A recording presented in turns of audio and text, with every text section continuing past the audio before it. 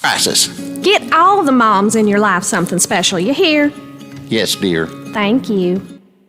Does your dog need groomed or walked? Are you looking for a pet sitter or dog boarding options? If so, call Dirty Paws, Wheeling's newest pet care service, providing the Ohio Valley with everyone's pet care needs. Check us out on Facebook at Dirty Paws WHG or call 304-639-7754.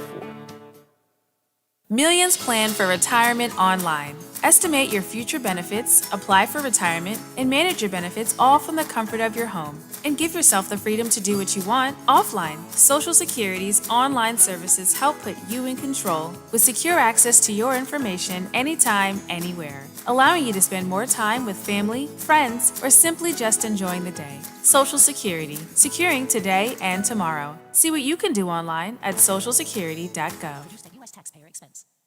For all of your IT needs, visit OmniPerforms.com. Omni Strategic Technologies, the only IT company that the Watchdog trusts. Hello, everyone. From the Watchdog, I'm the Storm Tracker, Darnell Foster. With a look at your local weather forecast for your Friday, look for a mix of clouds and sunshine after a few early morning sprinkles. A daytime high near 58 degrees. Mostly cloudy through the overnight with temperatures down to about 40 degrees. You'll see clouds and sunshine mixing for your Saturday as well, with temperatures near 57. Have yourself a great day, everyone. From the Watchdog, I'm Darnell Foster. The views and opinions expressed on the following program are not necessarily those of this station or its sponsors. Wake up! Wake up, kid. What might this year be? Is it Friday already? Yeah, Friday it is. Oh, thank God it's Friday, right? And I'm also well aware that today is Friday. They tell me you're some kind of entertainer. Attention, everyone. The entertainment has arrived. Do you do a lot of entertaining? You know it, baby. Okay, well, let's get it started then. Then you know what time it is, huh? Sure. It's showtime.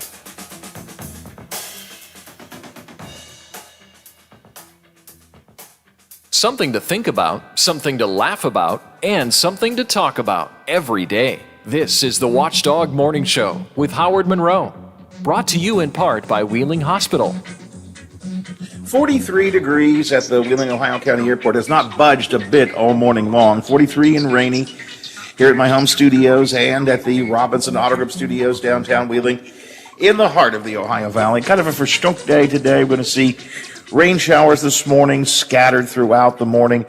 Overall, very dark, dreary day today. Maybe a stray storm or two coming in this afternoon. Temperature 56 for the high, somewhere around there, so not too warm today. 54 is our high for tomorrow.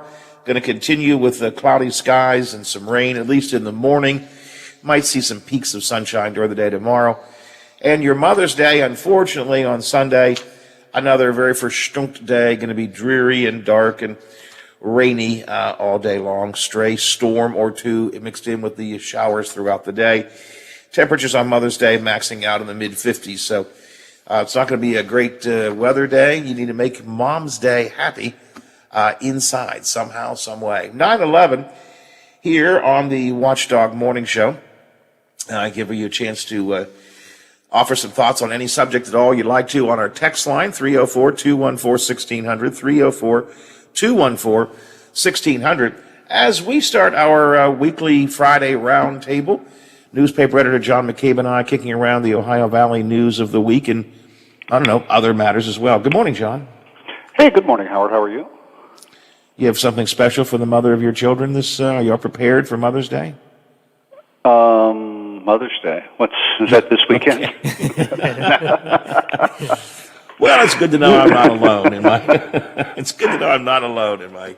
No, I got an alert the other day. That said something. So no, I think I got Mother's Day kind of figured out this year. So that's good. You gonna go somewhere? Have you been out? Well, you haven't been as COVID averse as I have been to eating. So you go out to eat from time to time, right? Mm-hmm.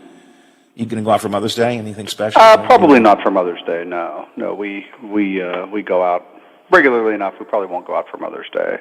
Just make something nice at home, but probably not go out to dinner. Yeah. Okay. All right. Do have some new, do have some new restaurants open, Howard. I know you love to talk about food. You know, you got River's Edge reopened, and Ella and Jack's has opened. That's the folks that used to own the Avenue Eats. The Avenue Eats, yeah, and of course you've got the Char House and other Ogilvy and the West. A lot of places I'm looking forward to trying for the first time. It's been amazing to me. I don't know if you and I have talked about this or not. It's been amazing to me in a pandemic when restaurants were supposed to have trouble, and they did, let's make no mistake about it, that we had a number of local restaurants open up, which is really, I think, kind of strange. Yeah. Well, some were already underway, but yeah, I was, I know, River's Edge is one that I was, kind of shut down during the pandemic and then reopened right, as hopefully we're now on the tail end of it. But I know you've talked about it, and we've had some stories and have some other things coming up. It's really people just can't find help right now. It's really challenging. Everybody's looking for help right now, and a lot of places are shutting down. Maybe a day or two a week, especially like restaurants and service industries. So it's going to be interesting to see how this all shakes out over the next several months. A lot of people attribute the lack of help to the extended unemployment benefits. Do you do that? Do you think that's the reason? I think it's maybe part of it. I don't think there's any data to show. We have a story coming out actually tomorrow and one of the people in the story is John Deskins from WVU, and I mean he's exactly right. There's no data to indicate that. There's nothing to prove that. Now, is it probably one of a multitude of factors? Very likely, yes.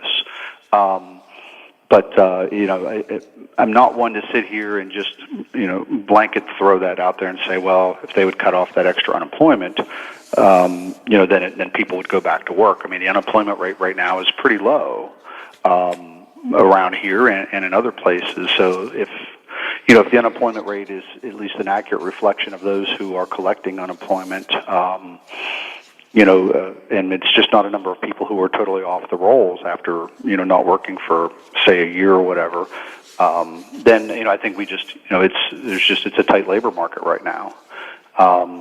So I don't know. I mean, it's challenging. That's for certain. When anywhere you go, you see help wanted signs out. I think that it's an unfair claim to at least whitewash everybody who doesn't want to come back to work as being lazy because they can get unemployment benefits. The reality is, like it or not, I mean, the marketplace should determine the value of your worth, and it seems to me that what restaurants are going to have to do is probably increase their wages to get people to see it's more to incentivize them to come off of unemployment. I think it's over in a couple things I've seen recently, and McDonald's in Bel Air is advertising right now, starting positions at I think $12 an hour. In Washington, Pennsylvania, a Burger King there is offering I think it's a $1,500 sign-on bonus if you agree to stay for like 6 months or something like that. Or there's obviously some stipulations to that, but no, it is it's an interesting crunch to watch, and as this goes along. But what we hope, obviously, all of us should hope doesn't happen is that the tighter labor market doesn't slow down the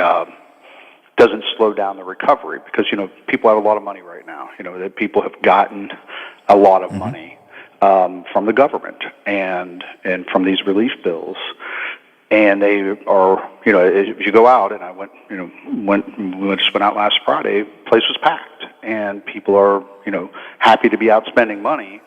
So, what you don't want to have is, businesses that just can't take advantage of that. Now's the time to take advantage of it.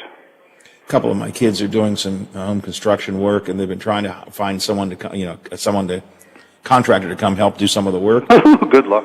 And the contractors are saying, look, people have got extra money, and they're doing, that's what they're doing. Everybody's got some extra money, and they're putting it back into, renovation work or something. And so it's hard to get someone to come. I have a story here out of Texas. This company hires truck drivers, and they say that they're having a hard time getting truck drivers. Mm-hmm. So they're offering $14,000 a week in salary. Where's this at? Sisu Energy out of Texas, someplace. That's I mean, obviously, if we've all known for a while. That's again, when you have a CDL and you're a bus driver, and all of a sudden, the fracking industry comes up here, and you can make 3 to 4 times the money that you were making as a bus driver. That's a very tempting offer, and one of the reasons why a lot of our counties continue to struggle to fill open bus driver positions. So, and it's true as well for the Department of Highways. Some of the highway employees are finding it's much more lucrative to go to work for the gas companies than to work for the state, and so you're seeing a lot of longtime drivers and actually engineers and others too who've been with the state for a long time moving over to the private industry. But it's everywhere. I also see where I think it's Montana, they're stopping the extended unemployment benefits, but they're giving people a return to work bonus. So if you return to work, you get an extra incentive as opposed to staying home, an extra incentive. I'm not sure how that's going to work exactly. I'm not sure I agree with it. But it is at least an interesting experiment to see if you pay people to get back to work as opposed to stay home, what difference does that make? Yeah, that's pretty interesting. I hadn't seen that. Under the Montana program, people getting unemployment benefits will instead, because they're cutting off the extra unemployment benefits, they can get a one-time $1,200 bonus for working at a new job. They're going to work at it for 4 weeks, but if you work there for 4 weeks, then you get $1,200 cash bonus, your return to work bonus.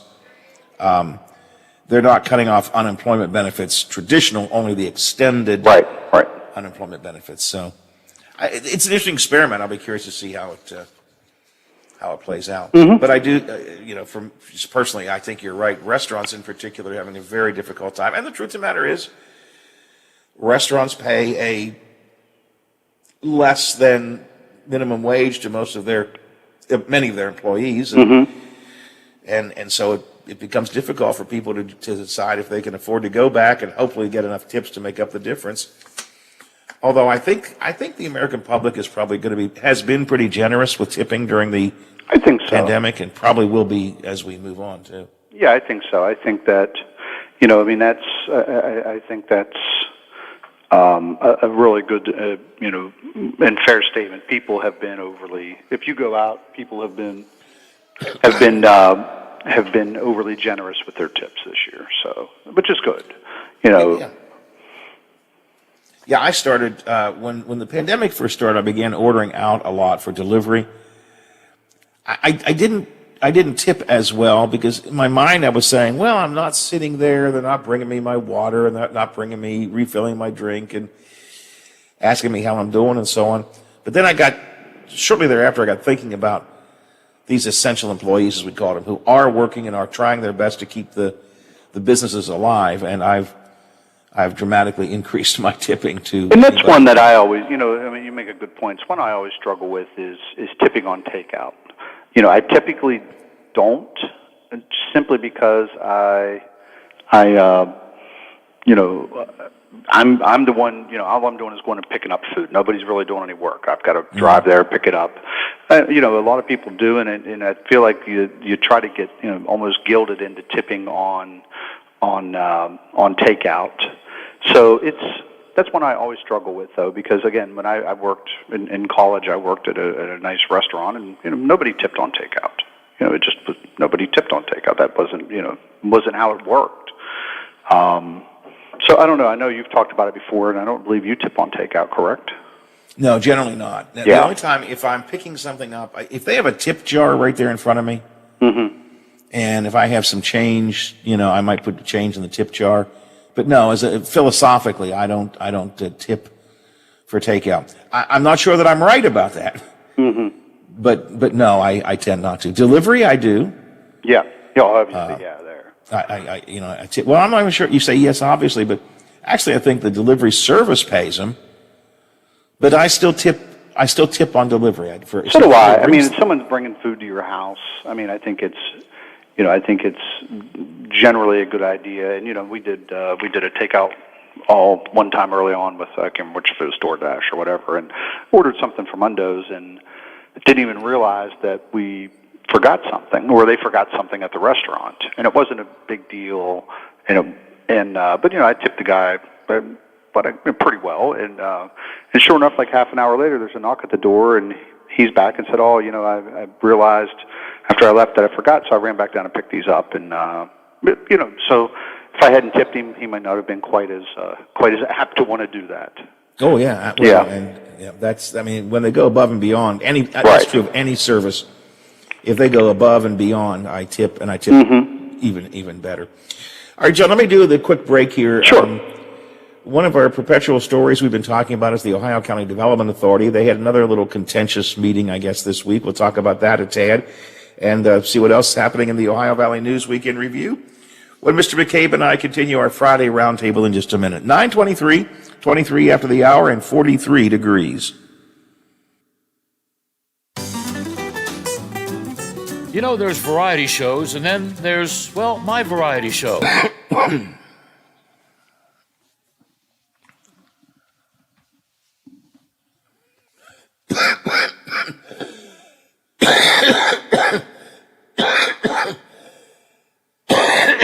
Oh, going down fast, Biffy.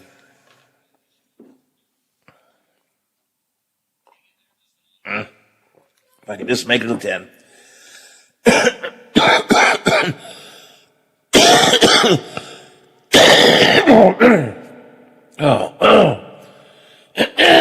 Pardon me. Boy.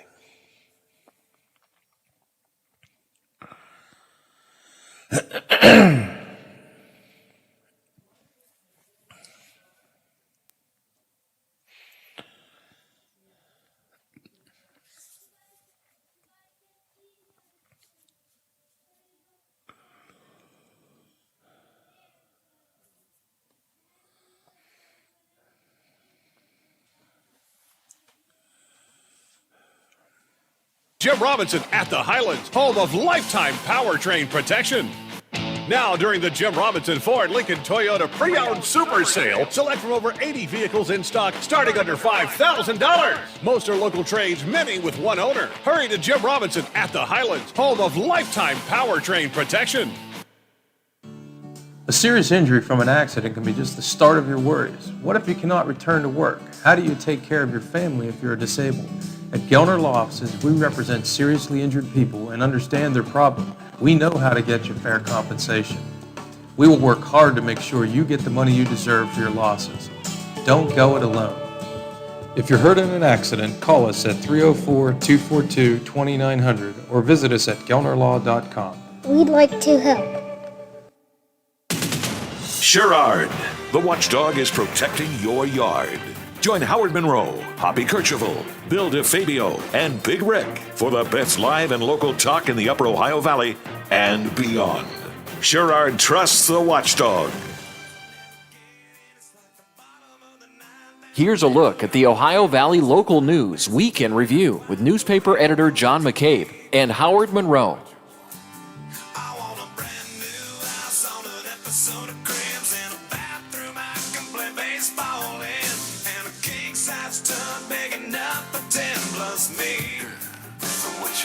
It's 9:26, 26 after the hour here on the Watchdog Morning Show. I'm Howard Monroe. With me, John McCabe, managing editor of the local newspapers, as we talk about the Ohio Valley News Week in Review. John, again this week, the Ohio County Development Authority had some changes. The Ohio County Commissioners removed two. Is John still with us? Did he go away? He should be there, but I think he went away. Yeah, I got a note here. I just got a text. He said, I'll be right back. So, all right, well, you know what? While I'm waiting for John to come back, let me give you a little FanDuel conversation here. We're in baseball season. Everybody has baseball thoughts. Maybe you've had baseball dreams. It's kind of neat to dream about being a baseball player. You're at a tie game, bottom of the ninth, the bases are loaded, and that's the tension builds. Well, on FanDuel Sportsbook, you get more than one shot to swing for the fences because FanDuel is letting you place your first bet risk-free. That's right. New users get up to $1,000 back in site credit if your first bet doesn't win. There's a reason FanDuel is America's #1 sportsbook. The app is simple to use. They've got great odds on all different betting markets. Unique fun bet types like same-game parlay that we talk about often. Always on promotions to let you get more action out of every game day. And when you win, FanDuel will pay you your winnings in as little as 24 hours. And that's a pretty big deal because actually the fun thing about gaming is having fun gaming. But the real fun thing is, winning some money. It's kind of what it's all about. So that's FanDuel Sportsbook. Just download the FanDuel Sportsbook app, sign up with the promo code Monroe, my name Monroe, MONROE, and get in on the action. FanDuel Sportsbook, promo code Monroe. You must be 21 or older, physically present in West Virginia. First online real money wager only for a risk-free bet. Refund is issued as a non-withdrawable site credit that does expire in 7 days, so you have 7 days to use it again. Restrictions do apply. See sportsbook.fanduel.com for details. If you enjoy gaming and it's fun for you, by all means, download FanDuel. If it's a problem for you, then call 1-800-GAMBLER or visit www.1800gambler.net. FanDuel Sportsbook, more ways to win. John McCabe from the local newspapers here with us as we talk about some of the Ohio Valley news in review. John, this week the Ohio County Commission replaced a couple more members of the Ohio County Development Authority Board. One of them was a little distressed, I think, that she said she had not been notified ahead of time. Nancy Weeks, who had been with the board since inception, I think. But this is part of the ongoing, I don't know what word to use. Shake-up is what I would call it. Okay, yeah, there's been a real shake-up in the Ohio County Development Authority Board. And for those who don't know, I'm sure they do, but it's the board that oversees the Highlands, essentially. So yet two more people off the board, two new folks on the board. Yeah, Nancy Weeks, who, as you mentioned, has been on the board since its founding in the early 2000s, was voted off, and the name of the other one just went out of my head, and I'm so sorry. Lou Vargo. Yeah, Lou Vargo. Lou Vargo stepped down because of some different things going on, and so now we have So let's talk about Nancy Weeks. So as you said, the shake-up is probably the right word. The county commission, that's Zach Abraham, Don Nickerson, and Randy Wharton, are quickly making some moves and have been over the last couple months. This is, I think, at least the fifth, probably board members 4 and 5 who have been removed from the board in that time frame. And they may, again, this is well within their right to do. They have every right to go in and change the makeup of the board. I think the problem that I'm having and getting past is how this one was handled. Nancy Weeks, as we've said, has been on that board and was on the board from the beginning. She didn't find out about this until our reporter called her after the meeting to get a comment. That's when she learned that this was going to happen. That's not a really good way to handle that. Again, there's been no indication. Again, this is a volunteer board. These board members are not paid. They're not given anything other than their time to this. And no matter if she was a great board member, a not great board member, we know she was a board member who spoke out against not giving Greg Stewart a contract at the Highland, and maybe since then she has been extremely difficult. None of that matters. The fact is none of that should matter. You don't handle it this way. You don't let her find out afterward and have your response be, well, we'll send her a letter. Because who did know beforehand that this maybe was not going to happen at this meeting, but that she was coming back on the board is Erica Storch. Erica was very upfront that she was contacted before this meeting and asked if she was still interested in coming back on the board because she had been, And she's essentially the replacement for Ms. Weeks. yeah. So, you did some work on one end, but you didn't do work on the other. And again, for all I know, Ms. Weeks has been very hard for them to work with over the last month since the whole Greg Stewart thing. Does not excuse dismissing her from the board or removing her from the board in this way. After that length of service, she deserved better than that. I said yesterday, you're right, forget whether she should be off or on. Taking her off the board without notifying her is just plain rude. I mean, it's just plain rude. Now, I have been told that she was given forewarning, not for the date and time, but forewarning that she was probably not going to be continuing with the board. That she had been told that some things she had done had upset some folks, and she may not be. But that was sort of a generic comment, not a "we're removing you on Tuesday" kind of thing. Again, I think it was very rude. And quite frankly, I thought Don Nickerson's response was awfully cold as well. Yeah. Everybody got a letter. That's the way we do it. I just don't like the attitude that implies. I'm not making any judgment calls on the rightness or wrongness of it, just the way it was done. I think here a couple things that factor in here as well is Ms. Weeks was just appointed as vice president of the board in January. Okay, so now we can sit here and say that it's a different board going in a different direction now, but in January, the board members that are there now were the same board members in January who oversaw the development authority that voted to make her vice president. When they voted out a few other members, prior to this, there were remarks on the floor of the commission thanking them for their service. None here. So it just, and unfortunately, I think what's unfortunate and where, the commission, it kind of opened itself up to this level of scrutiny on this is she spoke out against their decision, the board's decision in essence, not to offer or extend a contract to Greg Stewart. So what does that make it look like? Well, don't speak out of turn or else. Again, may not be true, but that's that's kind of the implication that it gives off. That's the appearance that comes out. Right, exactly. So, again, what the commission did is well within their purview. It's just more the methodology that they used, and again, the public should expect better. The public, when we hire by voting for elected officials, obviously we want them to be good stewards of our money.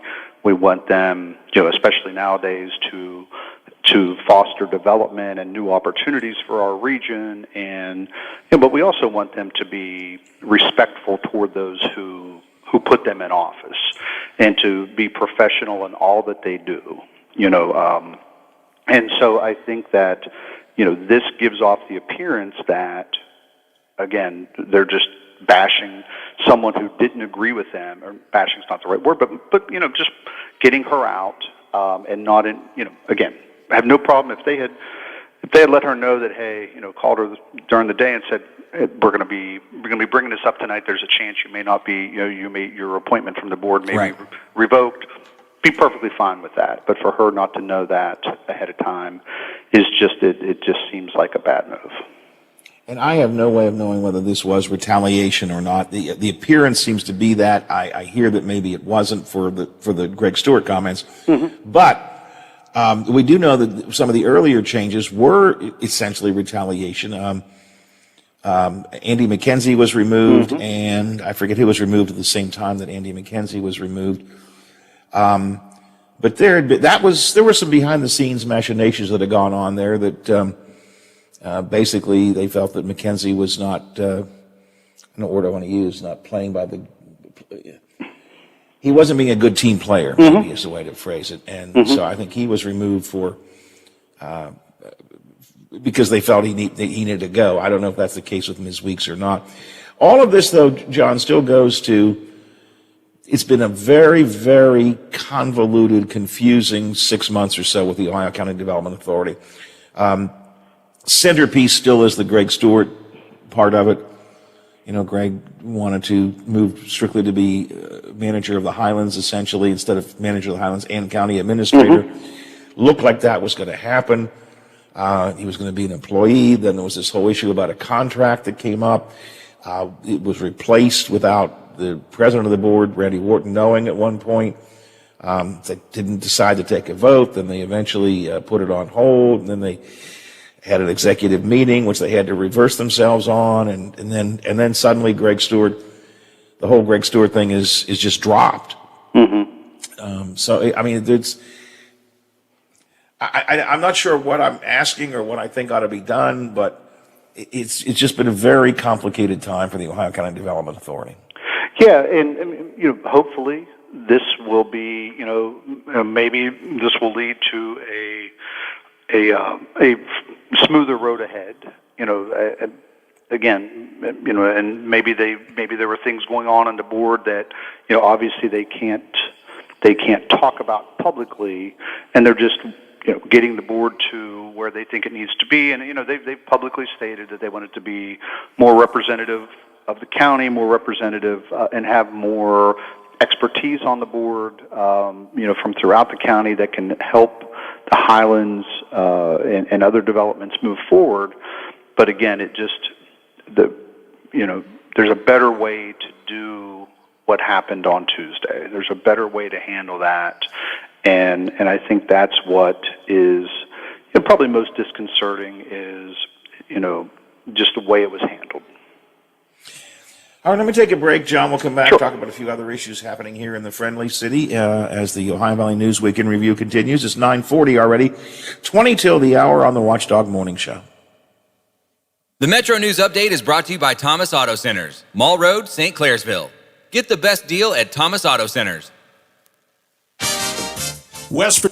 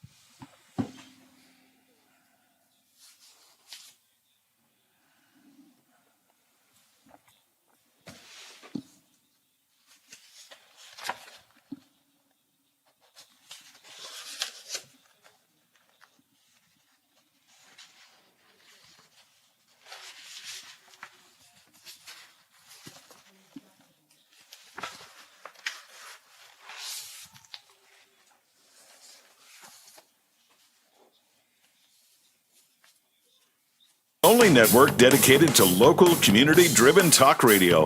The Watchdog.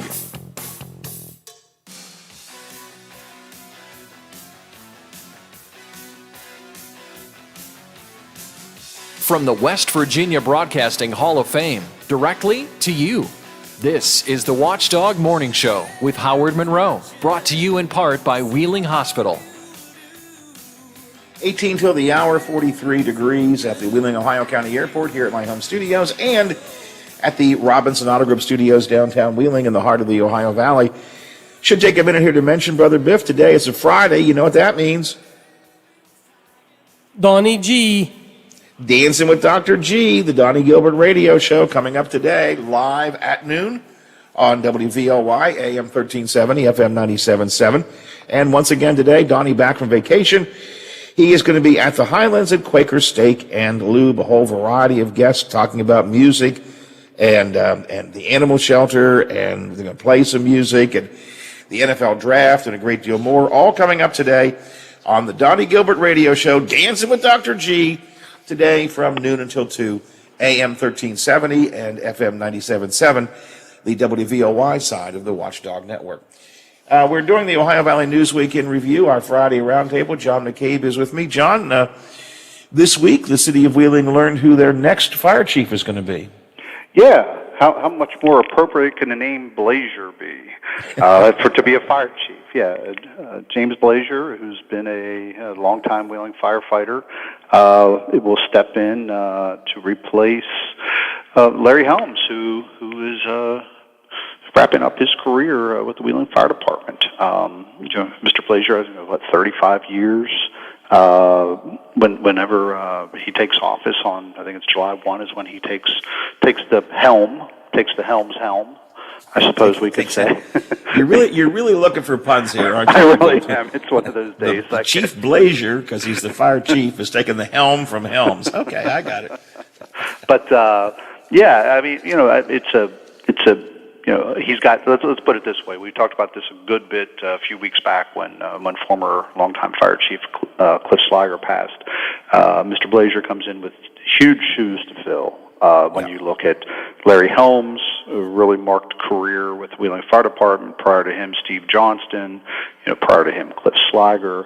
He's got a lot to uphold and get things, to keep that department as, I think by all accounts, all of us would agree is a really well-run, efficient, and well-managed department that does its job. That's what you want from fire departments to do. They do their job. They do it well. They know how to handle themselves on a call. Been to many a fire in town, and they are very professional, very well trained. And then, again, which is one of the benefits you may recall some years back when there was I'll call it a very, very, very small push to by a few people for Wheeling to look at a volunteer department, kind of like what Moundsville did, maybe a part-time, smaller paid department and a volunteer. And, I think the folks in Wheeling and the businesses in Wheeling should be happy that never got any traction, because you do have the benefits of what a paid group of professional firefighters and EMTs and, know how to do their job and the benefits that it brings to a community such as Wheeling. Chief Blazier comes in as a new fire headquarters is being contemplated and planned. I think Wheeling Council, I think they finalized their decision to buy the 17th Street property that's been talked about this week. And also this week we learned that the plans are about to get underway for demolishing the 19th Street property, the old Calabrese building, that at one point had been a potential site for the fire and police headquarters, but is no longer. And I guess demo work's going to get underway on that. Yeah, the city's got a nice, this from the State Department, the State DEP, a nice grant in essence, or to help with the cost of tearing that down. So that'll be a big benefit. And again, I drove over by there just maybe Tuesday of this week to see, kind of really get a better look at where they're contemplating seriously now the the new fire department headquarters at 17th and Wood, and then again drove down a couple blocks down on the 19th Street and looked at just that eyesore of a building, and it will be good for it to come down. The big question now is the city and the taxpayers. We'll just say the city and state taxpayers will have quite a considerable amount of money into purchase, demolition, soon into remediation at some point. And what is the plan? What is going to be? They need to get somebody. It'd be nice to get that property on the tax rolls as soon as possible, whether that means selling or at least have a business there that's employing people, which is, again, that needs to be one of their goals. They sold that. They sold the public on, it's flat acreage right near town. We don't have a whole lot of that. So, demolition's moving, remediation will come after that. Let's get it on the rolls again so we can, get that, recoup that investment. Like you, I went out and did a little site driving this week, both the 17th Street and 19th Street property. I'd always felt that 19th Street property was going to be a little bit awkward, especially for the fire department to dispatch to. The 17th Street location seems to me to be a lot more accessible to the interstate, a lot easier probably to respond directly from. So I think that makes some sense. We talked to Chief Helms about it earlier this week here on the show, and I think he feels the same way. So in that sense, I think it is good. I'm with you, though. They have that 19th Street property. Now they're going to demolish it and all the things that have to go along with it. The mayor had told me that they hope to get it into private hands. They've got a realtor has it, and they're going to try to market that, and they think they've got some potential clients there.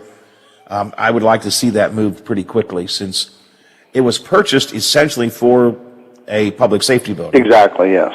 And that was I shouldn't say it was purchased for it, but it was originally eyed up as a public safety building. They had already decided not to use it for public safety building when they purchased it. So, let's get it. Let's just not have it sitting around costing us money. It's already going to cost money. Let's try and find some way to get it back, as you say, on the tax rolls. And hopefully they'll do that fairly soon. The demo is going to start, next week, I think, right? Yes, yeah, very soon. I mean, they're not wasting much time, which is good. I mean, and I was down by there a few weeks ago, and they're doing something down in there now. It looks, I don't know if they were just doing some preliminary work or cleaning up, cleaning up some of the mess that had been there. But it's the sooner the better. Because again, right now, as we talked earlier, the iron's hot right now in terms of expanding, for businesses. So it's a chance for the city to maybe quickly get that out of its hands and back into the private sector. Yeah, I'm not sure. Anybody, I guess, could use it. I'm not sure what kind of business would go there. I think it's industrially zoned. I think so. Yes. I'd just be curious to see what kind of business goes there. But I hope they don't hold on to it for too long. Again, I know the mayor told me their game plan is to get it off the rolls, but we'll have to wait and see. So, 17th Street, I believe I'm right. They approved the final reading on the purchase this week, I think. Yes. At City Council. So then that has to go to a design phase and so on. I was interested. I didn't realize Chief Helms told me that it was only going to be a one-story building. I had visions of fire bays, truck bays underneath and headquarters above, but it's going to be a one-story building there on that 17th Street property. Yeah, and that seems to be more. And I was looking at and reading about new, again, just nothing better to do. That's kind of the design that is out there now is. That single level fire department with obviously big high ceilings in the bays, because one of the realizations I think for most fire departments and up where I live in Bethlehem, they're building a new volunteer department now, simply because trucks keep getting bigger. The trucks. Yeah. If you go back, probably go back 50 years and put a fire truck next to what they drive now, it looks kind of like that picture of the Biden sitting next to the Munchkin Carters. How much Photoshop was done on Jimini's house? That was a weird picture. That was a strange picture. That was about the phoniest photo I've seen in the longest time. I mean, but any which way, the trucks are getting bigger, so this will, they'll build it with obviously plenty of room for not growth necessarily, but to be able to handle that. So I think it's I guess the only thing I look at is with where that's at is how conducive that will be for. I mean, you will have kind of everything from the city now in a it's probably in about a similar sized area from how it's currently spread out, maybe a little less spread out than at current with the police department at the city county building and the fire department in Center Wheeling. You're kind of flipping those around and putting the fire department in East Wheeling and I guess technically, still the police Center department will be over at OVMC, and so it's they're still separated. So it's not quite what I think they had initially envisioned by having everything together and having some shared workout rooms and things like that. But it's at least these things are moving forward, and again, that block on 17th Street right now is pretty much empty, and this will at least hopefully bring some life to that section of East Wheeling. Yep. All right, John, got to move on. Appreciate your conversation as always. Thanks, we'll Howard. Again next week, and have a good Mother's Day weekend. Same to you, sir. Whatever your plans are. All right, take care. All right, talk to you later. John McCabe from the local newspapers here on the Watchdog Morning Show. 6 before the hour, check in with Bob Westfall in a couple of minutes and see what they're working on the Big 7. He has not yet called, right, Biffy? I didn't see a note yet. Nope, still waiting on him. Okay. Coming up today at 10:06 to be precise, statewide talk line. Hoppy Kircher will be in. Scott Higgum from the Washington Post will be in. He and a fellow reporter, Sari Horowitz, are featured in a new HBO documentary called Crime of the Century. It is part of the Washington Post investigating into the major drug companies and how they operate. Interesting that comes out just as the Huntington, Cabell County case against the opioid distributors is underway down in Huntington. So that's Hoppy's first guest coming up today. Later on, the Dean of Students at WVU to talk about opening for the fall semester. And Brad will be in to talk about a few of the issues across the state.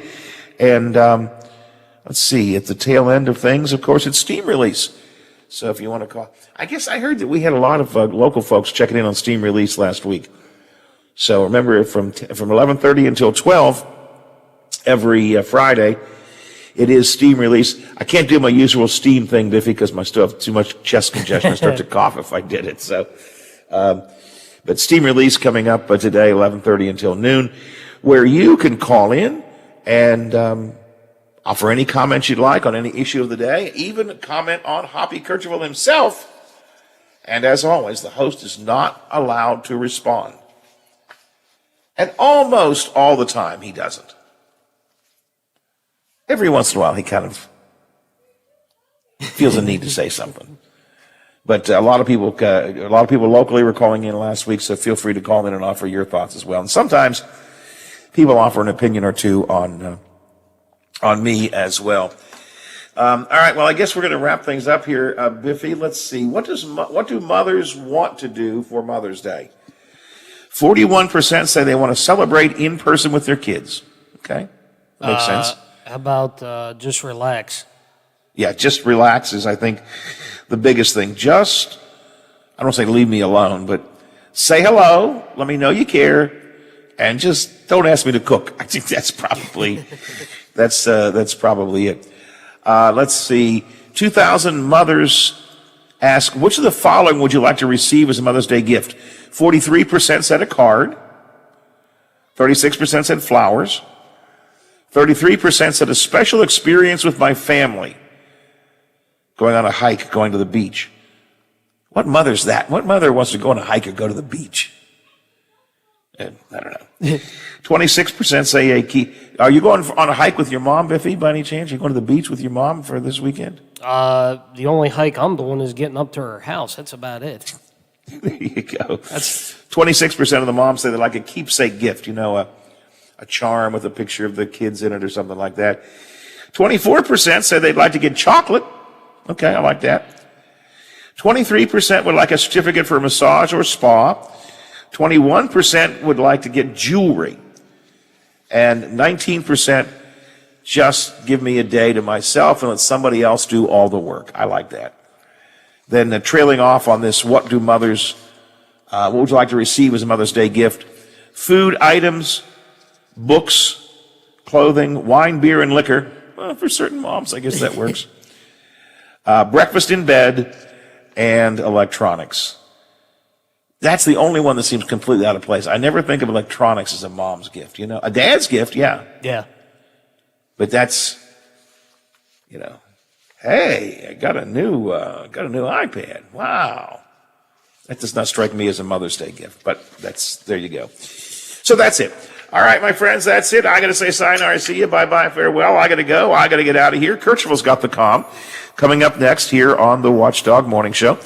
Coming up on Monday, we got a couple of things already scheduled. We're going to talk to Ryan Frankenberry about the infrastructure bill and how it impacts on West Virginia. And our political consultant, Matt Robeson, is coming in. He's been looking into how do we find our way back after the Trump era. We're going to talk about that coming up on Monday. As for me, good Lord willing, creeks don't rise, bat phone doesn't ring, don't get impeached, don't retire, ticker keeps on ticking, don't overeat. And Teddy says it's okay to go back to work tomorrow, Monday, Granddad. I'll be back Monday morning, 7 o'clock, another go-round of the big gig. Are you back with me, Brother Biff? I'm back tomorrow, and I'll be back Monday as well. You'll be back tomorrow, too. Yes, that's right. Are you on the Sports Huddle tomorrow? Yes, with the guys tomorrow, yep. All right. Biffy back tomorrow. I'll be back Monday. Biff be back with me. And we're going to keep on doing it till we get it right. That could be a long time. Indeed.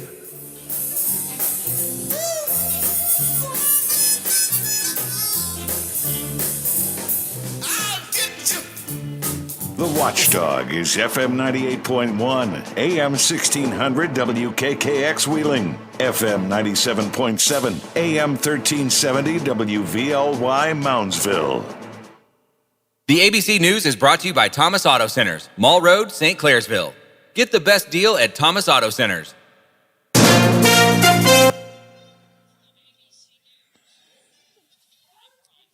All right, Biffy. Yeah, I was starting to fade there at the end, but when I start to fade, my mind doesn't stay focused. But I got there, got through it. Hopefully by the weekend, another couple of days of recovery, and I'll be back to my normal self on Monday. I said I got a couple of guests scheduled Monday already, so we should be in good shape. Did Denny call in, the winner? Okay, very good. Okay, that's great. Then that's taken care of. I'm glad you remembered that. I thought about it last night and I forgot about it this morning, so I'm glad you remembered that. All right, everything going okay as far as you know? Games have been working okay? Okay, good. All right, well, I will be around. I think Teddy's staying home today because of his tooth, so he's in there already playing 3D Mario. I went in during one of the breaks and he goes, Granddad, are you ready to play now?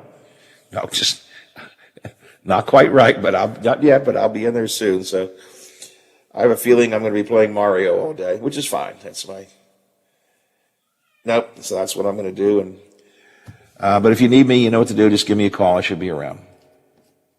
All right. Thanks for your help as always. Talk to you Monday, if not before. All right. You too. Bye. To advance measures there that could make it the most difficult state to cast a ballot in. The bill there would prohibit election officials from mailing out unsolicited absentee ballots. There's another vote scheduled for later today. 4 former Minneapolis police officers indicted by a federal grand jury on charges they violated George Floyd's civil rights. The group includes Derek Chauvin, convicted of Floyd's murder. You're listening to ABC News. Do you check your Google search results regularly? You should. People often get their first impression of you or your business online. Negative comments on the internet can impact your life and your livelihood. Take control of your online reputation. Get your free reputation report card at reputationdefender.com. It may reveal negative posts from an ex-employee